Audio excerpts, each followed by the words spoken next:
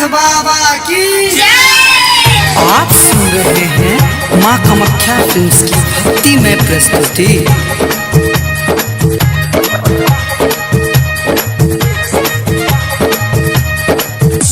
माई के सावन में काहे सोम सोम उपवास करेला। माई के सावन में काहे सोम सोम उपवास करेला। न खैलू हत खाना न गइल एको दाना, ई कैसे बर्दाश्त करेला, ई कैसे बर्दाश्त करेला। माई के सावन में काहे सोम सोम उपवास करेला। माई के सावन में काहे सोम सोम उपवास करेला।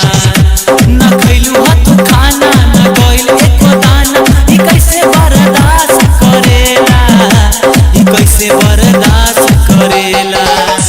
माई के सावन में काहे सोम सोम उपवास करेला।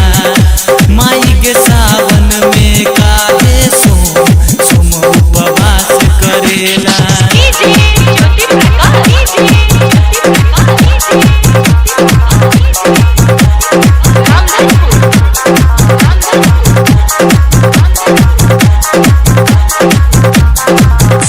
माई के सावन में काहे सोम सोम उपवास करेला।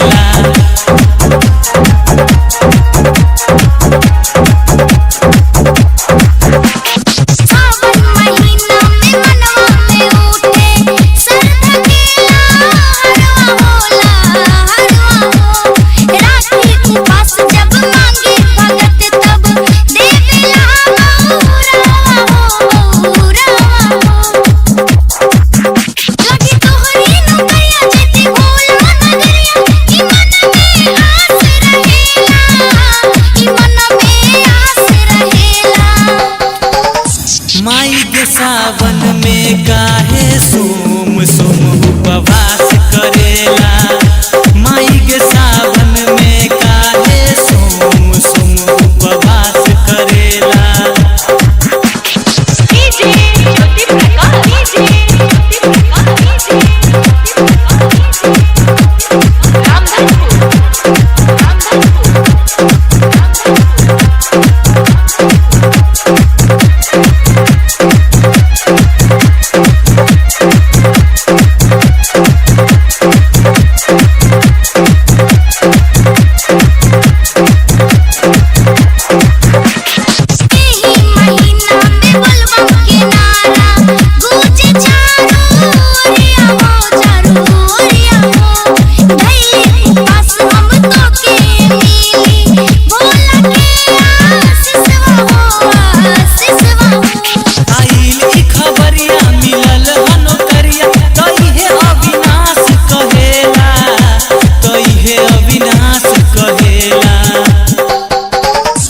माई के भोला भक्तन के सब दुख के नाश करे।